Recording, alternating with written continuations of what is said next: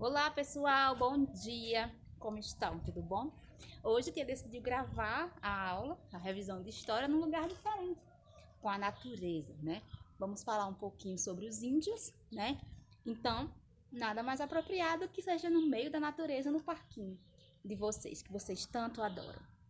Né? Na primeira questão, dizia o seguinte: quais são os 4 grandes grupos etnolinguísticos indígenas que ainda existem no Brasil desde a época da chegada dos portugueses, né?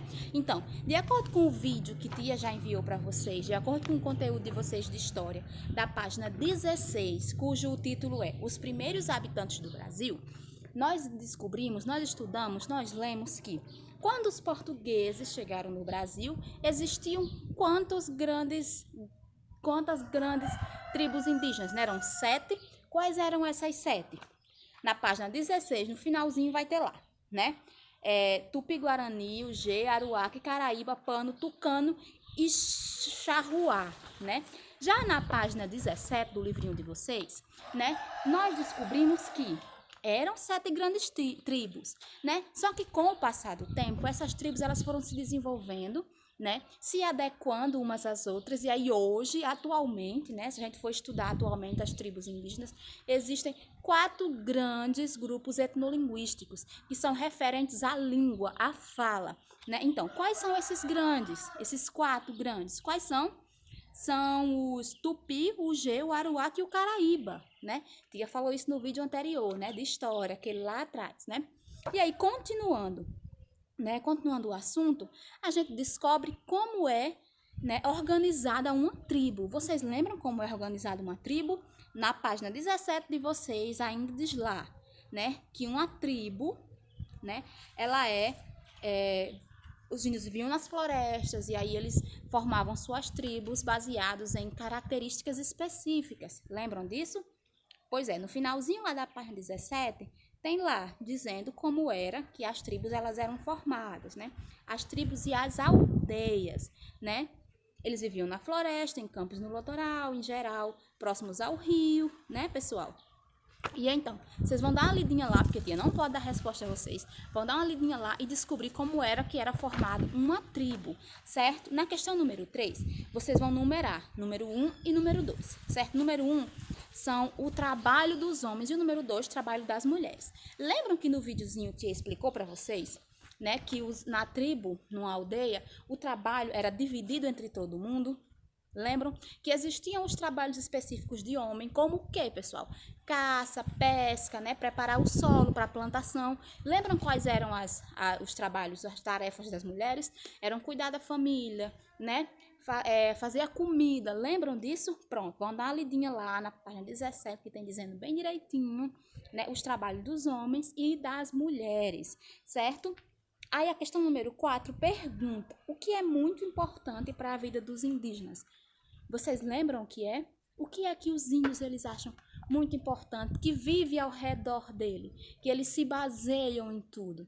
Lembram que é a natureza? Por isso que tia está aqui hoje no parquinho de vocês, em plena natureza, para demonstrar para vocês a importância que os indígenas dão à natureza, né? Toda a sociedade deles é baseado nisso, né? Então, o trabalho é dividido na natureza, tudo em harmonia, tudo em perfeição, para tudo correr certo. Lembram que tia fala isso lá no videozinho dessa aula?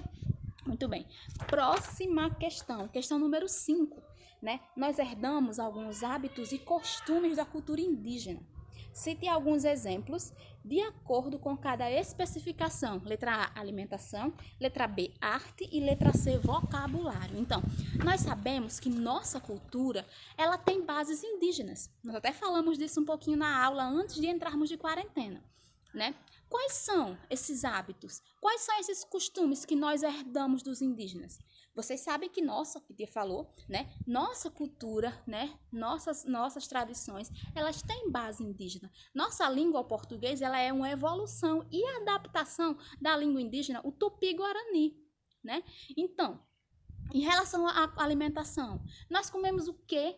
que os índios já comiam, né? Lembram da mandioca, que a gente falou até na sala que fazia farinha, né? Então, eles plantam a mandioca, eles colhem, eles fazem farinha, que da farinha eles fazem tapioca, dentre outros tipos de alimentos, né, pessoal? Eles pescam o quê? Peixe. Nós comemos peixe? Também comemos peixe. Outros, frutas, né? Quais os tipos de frutas que nós gostamos que já existiam, né? Então, vários outros tipos, banana, abacaxi e por aí vai, goiaba, né? Então, em relação a artesanato, né, pessoal? A arte, né? Que são o artesanato, que são o que os índios eles já faziam. Nós temos no estudo de vocês do livrinho questão de cestas que eles faziam com palhas, né? Cerâmica que faziam jarros, panelas, pratos, né, para comer. Rede, a rede que a gente hoje conhece é tradição de quem? Quem foi que criou e a gente herdou, que hoje faz parte do nosso cotidiano? Foram os índios, né? Questão de rede, barro, jarro, né? Essas coisas. E quanto a fala, né, pessoal? Ao vocabulário, nós temos várias palavras que herdamos dos índios. Como a tia já falou, né? Nossa língua, o português, ele foi uma adaptação, uma variação, uma modificação do Tupi-Guarani, que é uma língua indígena, né? Então, nós temos várias palavras no nosso vocabulário que foi herdado dos índios, né? Temos palavras como abacaxi, né? Mandioca, dentre outras tantas. Se vocês quiserem pesquisar na internet por essas palavras, fiquem à vontade. Eu vou dar mais exemplo de jacaré, samambaia. Então, podem pesquisar na internet para responder aí. Certo, pessoal? Questão número 6. Deixa eu virar aqui. Questão número 6. Observe as imagens que mostram alguns trabalhos indígenas. Escreva com que materiais eles confeccionam os objetos de que precisam. Tia colocou aí 3 imagens diferentes para vocês. Estão vendo? Né? Eu sei que está em preto e branco, então está um pouquinho só difícil de entender. Mas o primeiro são o quê? São cestas, né? O segundo são jarros. E o terceiro são colares com cocás, né? Então, vocês vão simplesmente dizer quais são esses materiais com que eles confeccionavam, com que eles faziam esses artesanatos, certo? Questão número 7. Como é feita a escolha do chefe da aldeia? E como é chamado, questão número 8, como é chamado o líder espiritual da tribo e como ele é escolhido, né, pessoal? Então, como é que eu vou saber disso? Lembrando que na página 22 do livrinho de história de vocês, nós estamos falando sobre isso, né? Sobre o chefe da aldeia, o pajé ou o xamã, né? Que nas aldeias existem 2 tipos de líderes, que é o chefe da aldeia e o pajé. Só relembrando aqui rapidinho, o chefe da aldeia é geralmente um homem bom, justo, sempre escolhido por quem? Pelos mais velhos. Ele é um dos mais velhos e os outros mais velhos escolhem ele por ele ser bom, justo, né, pessoal? E o próximo é o pajé ou o xamã. Nós, na nossa cultura, né, nós temos o padre. Nós católicos, quem é evangélico tem o pastor, né? Nós temos o padre, que ele é o nosso líder espiritual, né? Para quem é evangélico, o líder espiritual deles é quem? É o pastor.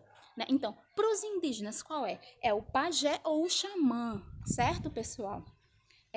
Ele é o líder espiritual da tribo, certo? Os xamãs ou pajés são indivíduos escolhidos pela comunidade para a função sacerdotal. Então, eles são os sacerdotes da aldeia. Quem escolhe? O povo, né? Quem escolhe são os outros índios, certo, pessoal? Em virtude de comportamentos incomuns, ou seja, ele tem que demonstrar algum tipo de comportamento, de jeito que leve aos outros índios, aos colegas de tribo, perceberem que ele pode ser um líder espiritual. Ele tem que ter algo em comum, algo diferente. Ele tem que ter, vamos dizer, a chamada vocação. Certo, pessoal? Eu espero que tenha ficado um pouquinho claro, né? Eu acho que eu não dei nenhuma resposta a vocês. Tentei explicar, resumindo o assunto, basicamente, no que nós estamos respondendo aqui. Certo? O vídeo ficou só um pouquinho longo, mas explica tudo bem direitinho para vocês conseguirem responder sem problema, sem preocupação, sem estresse, né?